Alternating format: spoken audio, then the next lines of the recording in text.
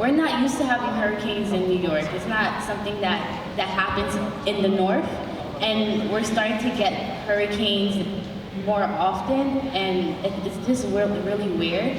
So for example, I think Sandy was my first experience of seeing what climate change can do to communities of color. A lot of my friends lost their homes. Like, in my community, our families have lived in their houses they're living in now for years. So my grandfather owns the house that I'm living in, and he's had it for years. And a lot of my friends are in the same position, and a lot of them also lost their homes that their family's been living in for years, that they grew up in, their parents grew up in, gone because of Sandy. And they can't get that back. Those memories, they can't get that back.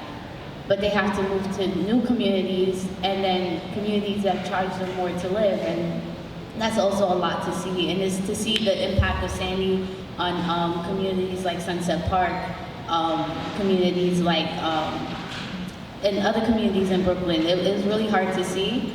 And even me, I didn't get damaged that bad, but I still had flooding in my basement, potential mold growing and harm to a lot of the kids that live in the building. So that was really hard to see. And, but yeah, it just made me want to do more, made me want to get involved and be a voice for those who don't feel like they have one, and help people get that voice as well, because UPROSE helped me find mine.